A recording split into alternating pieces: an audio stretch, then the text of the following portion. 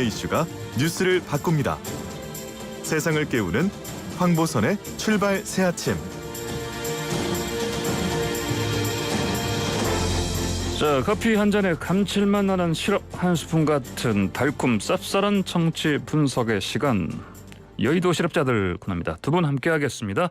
최태경 더불어민주당 전 대변인, 안녕하십니까? 안녕하세요. 반갑습니다. 자, 신성범 전 의원님, 안녕하십니까? 안녕하세요. 신성범입니다. 예, 먼저 이 이야기부터 해야겠죠. 윤석열 전 총장 지난달 30일 하시는 그 지난주 금요일이죠. 전격 국민의힘 입당, 기습 입당 뭐 이렇게도 하는데, 이준석 당대표 없을 때, 그리고 김기현 원내대표 없을 때, 이렇게 해서 뭐 언론에서는 당 지도부 패싱이다 이런 얘기 하는데, 최태경 전 대변인도 놀라셨죠? 이 소식 들으시고. 눈에 보이는 현상을 보면 당 지도부 패싱으로 보이는데요. 사실 본질은 윤석열 전 총장께서 자기 힘으로 에베레스트 산에 단독 등산하겠다고 나섰다가 네. 비바람에 못 견디고 국민의힘 텐트로 피신한 것이라고 봅니다. 어허. 보수 진영을 대표하여 대통령이 되겠다는 사람이 상식적으로 국민의힘 정치인 중에서 2030 세대에게 가장 많은 지지를 받고 있는 이준석 당대표를 패싱할 이유가 없겠죠. 그러면 이준석 패싱을 이준석 대표와 각을 세우겠다는 것인데, 검찰총장 때는 대통령과 각을 세우면 야당 지지층의 지지를 받습니다. 그런데 지금은 이준석 당대표와 각 세우면 손해보는 장사입니다. 그래서 상식적으로요, 이준석 대표 부재 중에 입당하면 지도부 패싱이라는 오해를 받을 수 있는데도 불구하고 왜 급하게 입당했는가 하는 의문을 가질 수밖에 없습니다. 예, 이거는요, 예. 에베레스트 올라가다가 금정 비바람 때문에 자신이 동상에 걸릴까 무서워서 어허. 국민의힘 텐트로 하루라도 빨리 피신하고 싶을 정도로 자신과 자신의 가족들을 둘러싼 금정의 위기의식을 강하게 느꼈다고 봅니다. 예. 앞으로 민주당 정치인들이 윤석열을 검증하고 비판하는 것을 국민의힘 대선주자 윤석열을 공격하는 것으로 만들어서 국민의힘이 자신을 보호하게 만들겠다는 의도라고 봅니다. 예. 예. 그런데 국민의힘에 들어가면 그 텐트 안에는 홍준표 호랑이님을 비롯해서 정치적 식견이 자신보다 앞선 여러 경쟁자들이 자신을 검증할 것입니다. 그래서 윤석열의 안부를 묻는 윤석열 반세 안녕은 지속될 것이라고 봅니다. 예. 신성문 전 의원님 웃으시네요. 저 재밌는 비유 들으시고 그러신 것 같은데 어떻게 보십니까? 그 말씀하신 대로인데 저도 약간 의식했던 대목은 있어요. 예를 들어서 입당하려고 그러면은 뭐 당대표는 당사에 계십니까? 뭐 원내대표는 어디 계십니까? 이 정도 물어봐야 되는데, 그날 보니까 이준석 대표는 뭐 전남 여수에 있다 그러고 김기현 원내대표 휴가 중이었다 그러니까 당의 투톱이 당사를 비운 상태에서 갑자기 가셔가지고 입당하겠다. 또 사인을 해버렸으니까. 예. 항용 그런 경우에는 뭐 일정을 조율하는 게 정치 상식인데 그래서 벗어났다. 저는 윤석열 후보가 이제 후보로 부릅니다만 후보께서는 아마 최소한 뭐랄까 이준석 대표를 무시하는 것은 아니겠지만 이준석 대표에게 크게 신경 쓰지 않는다는 표현이자, 또는 이게 다 내가 다른 사람 말 듣고 결정하는 게 아니라 내가 결정한다. 이게 휘둘리는 사람이 아니다. 이런 걸 보여주려는 아마 의도도 있었던 것 같아요. 그래서 이제 또 입당을 그날 하셨던 것 같은데 30일 날, 예. 금요일 날. 근데 이 문제가 좀 적지 않는 이유가 앞으로 파장이 뭐 이준석 대표하고 호흡을 좀 맞춰야 되잖아요. 적어도 지지율 제1위 야권 전체 1인 후보가 어찌됐건 나이는 어리지만 제1야당의 대표와 호흡이 안 맞다는 느낌을 주는 것은 후보나 당 모두에게 저는 좀 손해라고 봐요. 예. 신성문 전 의원님 말씀대로라면 정말 그런 의도라면 윤석열 후보가 아주 절묘한 시점에 입당했네요. 예, 알겠습니다. 자, 그리고 국민의힘 자 입당 바로 이튿날에요. 킹메이커로 보통 얘기하는 김종인 전 위원장을 윤석열 후보가 비공개로 만났습니다. 이것도 역시 뭐 바로 그냥 급하게 만난 느낌이 좀 있지 않습니까? 신성준 의원님? 그러니까 이제 왜 그러냐면 아시는 대로 김종인 전 비대위원장은 계속해서 윤석열 총장에 대해서 바깥에서 훈수를 뒀잖아요. 무슨 훈수였냐?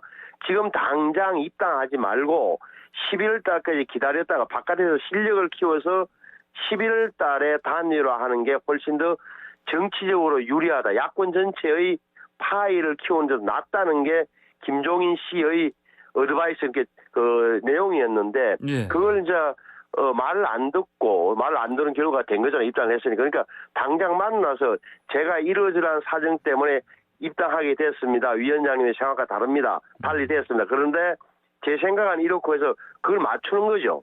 예. 왜 그러냐면은 윤석열 후보도 처음에는 정치 출마 선언하고 나서 중도층 마음까지 잡아서 압도적 정권 교체를 하겠다고 했는데 바깥에서 이게 독자적으로 다녀보니까 독자 행보에 한계가 온 거예요. 가는데 예를 들어서 대구에서도 뭐 일단 실언 파문도 나왔고 지지율도 답보 상태 어림없이 빠지는 그러고 있다 보니까 독자 행보에 한계를 느낀 나머지 빨리 입당해야 되겠다. 또 최재형 전 감사원장은 먼저 들어가서 당내에서 선점하는 듯한 분위기, 또 계속되어 오는 여권의 검증 공세 이런 걸 다 현실적 이유 때문에 서둘러 입당했는데 그 대목을 김종인 위원장에게 설명하고 앞으로는 김종인 위원장과 상의하겠다는 취지로 아마 이야기를 했을 겁니다. 예, 최태균 전 대변인님, 김종인 전 위원장도 아마 이거 예상 못해서 놀랐을 것 같은데 보니까 그러면은 예. 김종인 전 위원장도 패싱 아닙니까? 그러면 별의 순간도 패스입니까? 이 지점도 예. 국민의힘 텐트로 피신한 것과 같은 맥락입니다. 사실은. 네. 그동안 윤석열 전 총장은 보수 쪽의 대표적인 킹메이커로 알려진 김종인 전 대표와 만나서 조언을 구하는 것을 거부해 왔습니다. 김종인 대표가 장외에서 훈수를 한두 번씩 줬지만 찾아가서 조언을 구하진 않았어요. 단독으로 만난 적이 한 번도 없습니다. 네. 그러다 보니까 김종인 전 대표도 윤석열 전 총장에게 비판적인 발언도 자주 하셨죠. 그런데 생각해 보십시오. 김종인 전 대표가 어떤 분입니까? 과거 안철수 대표가 이런 이야기를 했었죠. 김종인은 내가 조언을 듣고 있는 여러 사람 중에 한 분에 불과하다. 네. 이야기를 했었어요. 수년 전에. 그 이후로 김종인 전 대표께서 아주 자존심이 상해서 안철수 대표를 아주 평가절하하고 지금 또 두 사람 사이가 굉장히 안 좋죠. 그동안 윤석열 전 총장도 안철수 대표와 마찬가지로 노회한 킹메이커 김종인의 키드가 되는 것을 거부하고 있었습니다. 나는 내 힘으로 가겠다. 나는 내 스타일대로 가겠다. 이러고 있었는데요.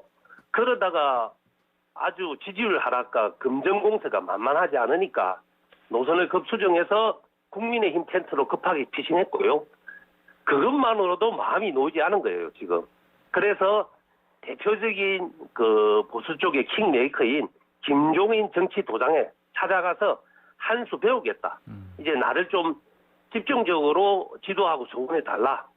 이런 자기의 불안한 마음을 김종인 대표에게 솔직히 이야기하고 조언을 받기 시작한 거라고 봅니다. 예, 그럼 최 대변인님, 그 금태섭 전 더불어민주당 의원과도 깜짝 회동했지 않습니까? 같은 날에. 그러면 네. 두 인사가 만난 건 처음인데 어떻습니까? 저 금태섭 전 의원이 이전에 최재형 전 원장의 그 캠프 합류는 거부를 했습니다. 그런데 이쪽으로는 합류를 할까요? 위의식 느끼니까 선수급들로 알려진 분들한테 네. 자연스럽게 조언을 듣고 있는 것이고요. 정치판이 내 스타일대로 한다고 통하는 것이 아니구나. 윤석열 전 총장 이 대목은 확실히 깨달은 것 같고요. 그런데 저 금태섭 전 의원도 이 코너 제목처럼 예. 여의도 실업자 아니십니까? 그래서 예. 자 본인의 몸값을 좀 높이시려고는 하지만 결국에는 윤석열 전 총장을 대통령 만드는 이런 과정에서 어떤 더 중요한 본인이 원하는 중요한 역할을 찾을 것이라고 저는 보고 있습니다. 예, 신선문 전 의원님 어떻게 보십니까? 금태섭 전 의원과의 만남은요? 금태섭 전 의원은 현재는 중도층의 상징이잖아요. 그러니까 더불어민주당에서 어떻게 보면은 뭐 축출되다시피 하면서 지금 그 이후에도 정권 교체를 위해서는 힘을 합하되 중도 좌표는 잃지 않고 있는 인물이니까 윤석열 후보 입장에서는 결국은 저는 이러저러한 현실적 이유로 국민의힘에 입당했지만 중도층까지 같이 가겠다는 표시를 하고 싶은 거죠. 이 대목이 중요한 건데 예. 결국 이제 윤석열 총장 입장에서 후보 입장에서 볼 때는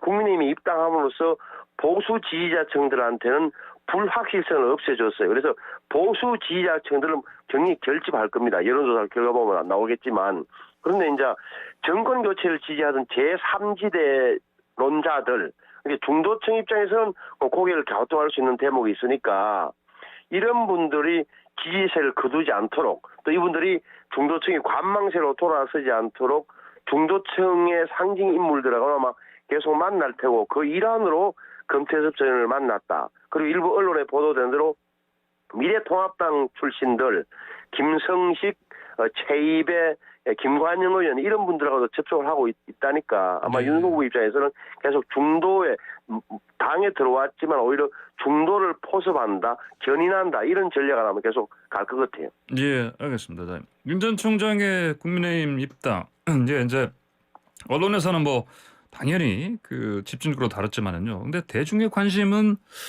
글쎄요. 그 네이버 그 데이터랩 구글 트렌드 분석 결과를 보면은 검색량을 보면요. 그 장모 구속 때보다 떨어지고 그 심지어 또 그 부인 김건희 씨 관련해서 또 우리가 이제 뭐 줄리백화 얘기하는데 이것보다 떨어진다. 이런 얘기가 나왔나 보니까 그러면 신상문 전 의원님 여론 네. 반응이 이렇게 좀 시큰둥한 이유 뭐라고 보십니까? 가장 큰 것은 윤석열 총장이 어차피 국민의힘의 시점만 문제일 뿐 언젠가는 들어갈 것이라는 게 국민적 상식처럼 돼 있었으니까 예. 입당한다고 해도 크게 뭐 놀라거나 하진 않았을 거고 찾아보는 분들 입장에서는 적어도 그러면은 다시 한번 또 그 당시 문제가 됐던 벽화 때문에 문제가 됐고 언론에 보도됐던 부인 문제 그러니까 한번 뭐 네이버나 뭐 다음에 쳐보는 거 아니겠어요? 윤석열 부인도 한번 쳐보고 심지어는 보니까 그게 윤석열 나이, 윤석열 전화번호 이런 것도 검색이 됐다 그래요. 그 말은 뭐냐? 그날 30일 날 입당할 당시에 언론의 뭐 방송사의 카메라에 윤석열 총장의 주민등록 번호, 생년월일, 핸드폰 번호가 다 나왔다니까. 예. 이런 거까지 다 검색을 했던 거 아닌가 싶어요. 예, 알겠습니다. 최태경 전 대변인님, 뭐 예. 그러면 저 방금 신성문 전 의원 말씀대로 뭐 대중이 일반 더 뭐 궁금해할 게 없다, 뭐 이런 상황이었다. 이것 때문에 이렇다고 보십니까? 아니 뭐 제가 보기엔 그렇다기보다는요. 예. 제가 앞에 이야기한 맥락으로 봤을 때는 어떻게 보면 당연한 거죠. 에베레스트 오르다가 텐트로 급하게 조기에 피신하는데 네. 그런 모습을 윤석열 캠프에서 대중들에게 뭐 그렇게 크게 알리고 싶겠습니까? 아마 제가 보기엔 크게 화제로 만들고 싶지도 않았을 것이고요. 윤석열 전 총장 입장에서는 텐트로 입장하는 거, 국민의힘에 입당하는 거, 그 자체가 중요했다고 봅니다. 화제로 만들고 싶었다면 미리 입당 빵빠레에 울릴 수 있도록 입당 예고 보도자료 뿌리고 이준석 당대표 옆에 세우고 또 이 입당 이벤트도 무엇인가 했겠지요. 그런데 제가 보기에는 아까 앞에서 말했듯이 국민의힘의 일원이 되는 것, 그래서 나의 금정을 국민의힘 텐트가 보호해 줄 수 있는 것, 이것이 우선적인 쫓기는 마음, 급한 마음에서 우선이었기 때문에 저는 이렇게 급하게 전격적으로 입당했다고 보고 있고 그 입당 자체를 크게 뭐 부각시키려고 하진 않았다고 봅니다. 알겠습니다. 그럼 윤석열 후보의 부인 얘기 좀 해보시죠. 김건희 씨 의혹, 뭐 논란, 뭐 줄리백화 나오고 그러니까 이게 뭐 여성 뭐 폄훼다 이런 얘기도 나오지만 또 특히 의혹 관련해서는요, 뭐 사법체계농단이라든지 뭐 검찰 권력 남용 같은 거 이런 그 윤 전 총장, 윤석열 후보의 개인 비리로 연결될 수 있는 어떤 가능성이 있지 않느냐 이런 시각도 있는데 어떻게 보십니까? 예, 정말 좋은 질문이십니다. 윤석열 전 총장의 부인 김건희 씨의 과거 사생활 등은 사실 중요한 것이 아닙니다. 네. 예, 그것이 이렇게 대선 때 막 집중적으로 조명돼야 될 부분은 아니라고 보고요. 중요한 것은 김건희 씨와 장모 최 씨가 불법적인 행위를 했는가? 예. 윤 총장의 아내와 장모가 불법적인 행위를 했다면 그동안 처벌되지 않았던 이유는 무엇인가? 그리고 윤석열 전 총장과 양모 검사가 그들이 처벌되지 않도록 도와준 사실이 있는가? 이것이 핵심입니다. 예. 이 검증은 피할 수 없는 과정이죠. 왜냐? 대한민국 대통령 되겠다는 윤석열 총장의 장모는 추미애 법무부 장관이 수사지휘권을 발동한 이후에 윤석열 총장이 관여하지 못하도록 조치를 한 이후에 최근에 제대로 재판받고 구속되었습니다. 그렇다면 윤석열 전 총장의 장모 최 씨가 사위인 윤석열 검사의 도움을 받아서 그동안 처벌받지 않았던 것은 아닌가 하는 것은 검증할 수밖에 없는 문제이겠죠. 만약 장모의 범죄를 사위가 비호했다면 방금 말씀하셨던 대로 사법체계 농단 및 검찰 권력 남용을 한 것이 됩니다. 그렇기 때문에 이건 확인할 수밖에 없는 과정이고요. 만약 윤석열 전 총장이 떳떳하다면 검증 과정에서 이러한 진실을 밝히고 경선에 임하는 것이 본인 스스로에게도 홀가분하고 좋다고 봅니다. 예, 알겠습니다. 신선만 위원님 의견 주십시오. 아니 이게 가족 특히 처가쪽 논란인데 이 부분은 뭐 결혼하기 전에 처갓집에 장모와 부인의 행적까지 알았을 가능성이 얼마든지 잘 모르겠고 제가 볼 때는 이 문제에 대해서 국민들이 이미 판단을 하고 있는 거예요. 장모가 구속돼 수감된 것 자체도 크게 윤석열 총장과 연결되는 그런 게 없는 거고 본질적인 문제는 이런 겁니다. 결국 윤석열 총장이 검사, 부장검사, 차장검사, 검사총장으로 일하는 동안 본인이 내세웠던 공정과 정의에 반하는 그런 수사를 한 적이 있느냐. 다시 말하면 입으로는 공정을 외쳤지만 사실은 재벌을 봐줬다든지 특정 정치인의 뒤를 봐줬다든지 이런 게 나오지 않는 이상 제가 볼 때 결혼 전에 처가에 대해서는 크게 책임질 일이 아니지 않느냐는 게 일반적인 국민 정서라고 보고요. 또 하나는 이 부인 김건희 씨 문제도 이게 바로 사법체계 농단 이렇게 이어질 가능성은 이어지기다 본다는 좀 더 세밀하게 이야기하면 유력 대선 후보의 대선 예비 후보입니다. 대선 후보 부인의 배우자의 혼전 경력 내지 혼전 행적을 둘러싼 논란이다. 그렇잖아요, 이게 사실은. 근데 여기에 대해서 국민들이 어떻게 판단할 거냐. 제가 보는 견지에서는 젊은 층에서는 왜 그런 게 문제가 되는지를 모르겠다는 게 제 주변에서 대다수인 것 같고 다만 60, 70대에서는 고개를 갸웃하면서 그걸 한번 지켜보자. 다시 말하면은 부인 김건희 씨가 이야기했던 대목 난 뭐가 아니다 아니면 그런 경험이 없다 이런 대목에서 인터뷰를 했기 때문에 이것은 만약에 사실로 밝혀지고 그럼 거짓이 되는 경우에는 또 다른 차원의 문제가 될 수 있다. 다시 말하면 거짓이냐 아니냐 거짓말을 했느냐 안 했냐의 문제지 이걸로 대선 후보의 적격성 도덕성까지 바로 직결되는 것은 아니라고 봐요. 예. 그런데 한마디만 하겠습니다. 네네. 윤석열 전 총장과 김건희 씨가 이미 만나고 있을 때 장모 최 씨의 사건 관련된 사건은 존재했었다고 하는 주장도 많이 있습니다. 예. 그 저거 말씀하시는 거죠? 그 김건희 씨 부친이 이제 지금 이제 윤 전 총장의 장모 검찰 조사할 때 윤 전 총장 지칭하면서 결혼할 사람이다 진술한 게 있다 이런 얘기 이제 말씀하신 것 같아요. 맞습니다. 그런 정은 또 있고요. 네네. 그런데 윤 총장이 힘을 발휘할 수 했었다는 그런 정황도 많이 정언이 나오고 있습니다. 예. 아니 그 대목은 이제 지금 법무부나 검찰 수뇌부 특히 서울중앙지검에서 철저하게 수사하고 있다는 게 언론 보도로 여러 번 나왔잖아요. 그러니까 윤 총장, 윤 후보 주변을 이른바 탈탈 털고 있으니까 그 결과가 나올 겁니다. 예, 알겠습니다. 오늘 두 분 여의도 실업자들 토론 여기까지 드려야 되겠습니다. 말씀 잘 들었습니다. 감사합니다. 감사합니다. 네, 감사합니다. 지금까지 최태경 더불어민주당 전 대변인 그리고 신성범 전 의원과 함께했습니다.